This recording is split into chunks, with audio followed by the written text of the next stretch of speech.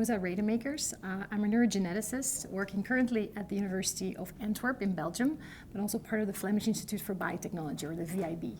So I've been working really all my career on the genetics of originally really frontotemporal dementia, or FTD, but then, of course, because these diseases are so related, I also kind of rolled into the ALS research. And I think, my major contribution was the discovery of the C9orf72 gene, which really linked two diseases together. So since then, I've been really involved also with the genetics of ALS.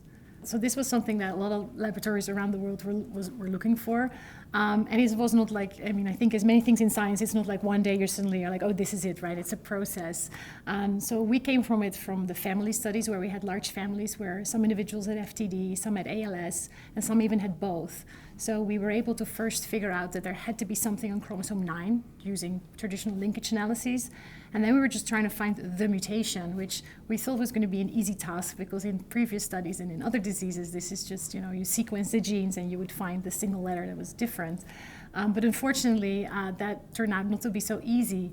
So it actually took a long time and we went back and forth. We also started a collaboration with Brian Traynor, who was at the NIH, who was working more on population-based studies.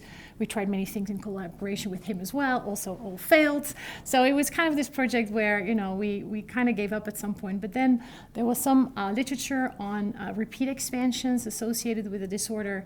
It was an ataxia, but with some motor neuron dysfunction. So that kind of made us think like maybe a repeat expansion, which is an unusual type of mutation, could be involved. So we started looking at the sequence and just, is there anything in this relatively small area that could potentially have an expansion?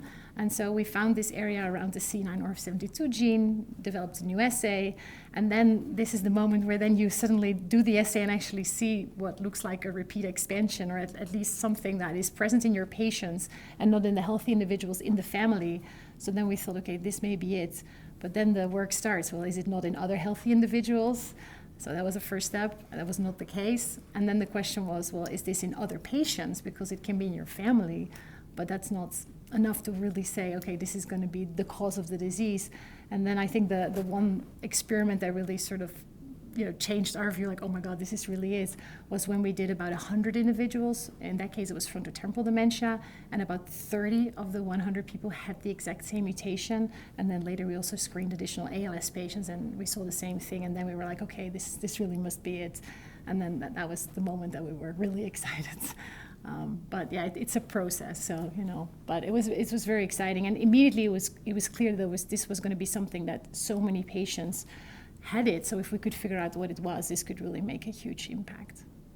I'm kind of excited to go back in this space because even though I was involved with the discovery, actually so many laboratories have taken on the work to actually understand what's going on.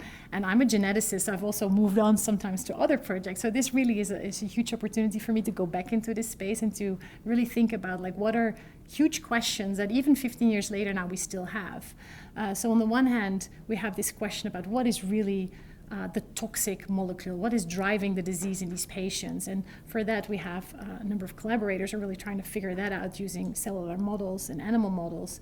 And then on the other hand, there's still the question, after all these years, why is it that some individuals get FTD, whereas others get ALS? This is something that within one family, you think they all have the exact same mutation, the exact same repeat, so how is this possible? And so this is something we still don't know. We also know now there are some individuals who live till quite old age with the mutation without developing any symptoms. So maybe they have something in their genome or in their RNA or protein profiles that can give us an insight into why are these individuals protected.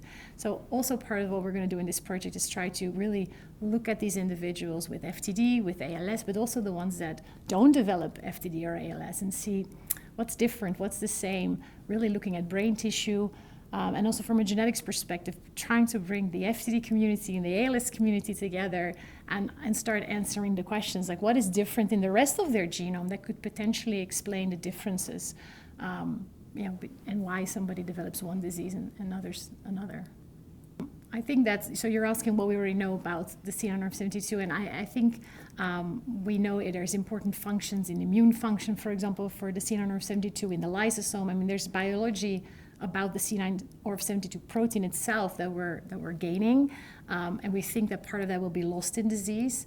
But I think most of the work has been done in understanding these toxic species that are being generated from the repeat toxic RNA, but especially also these dipeptide proteins, which are small peptides, only 2 amino acids, but repeated over and over again. When they put those in cell models or even in animals, they see that it's toxic.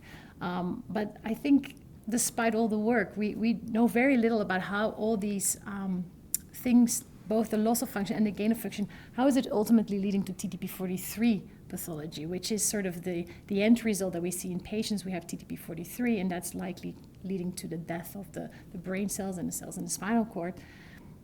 That link is still not entirely clear, and is one thing that we also would like to address in this new consortium. So yeah, there's a lot of things that we've learned, but there's still many unknowns. I'm really excited about our team. So I have on the one hand Marka van Blitterswijk. She's at the Mayo Clinic and is actually a former postdoc in my lab, but has been setting up her own laboratory already now for many years.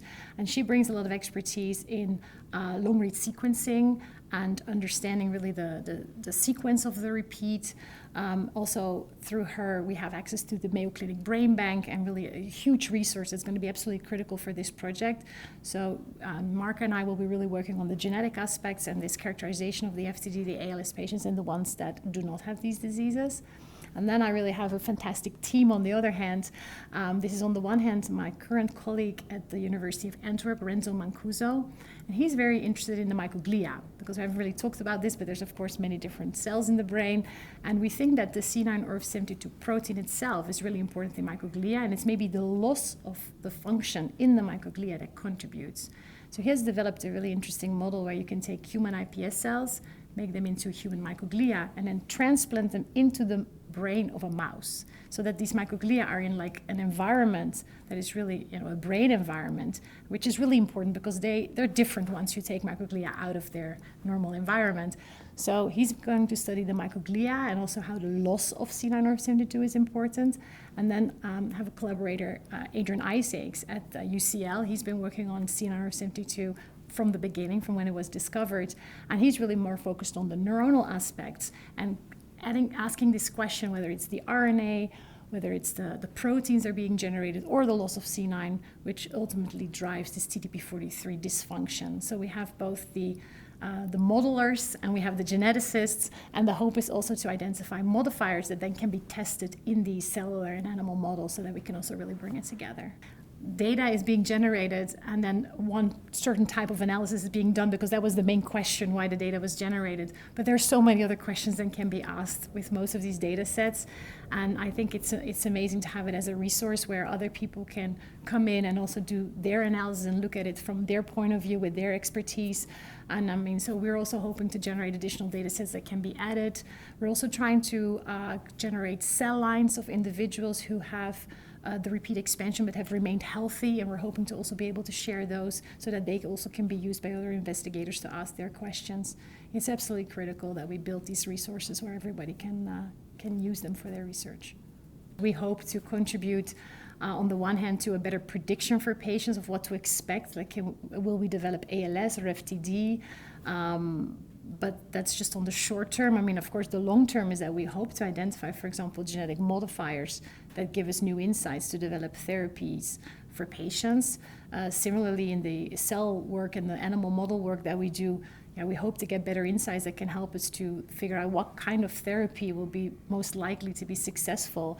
We're not going to run the trials and the therapies within our consortium, but we're hoping to create important knowledge that can really help the field as a whole to decide what are the most likely ways in which we're going to be able to help patients.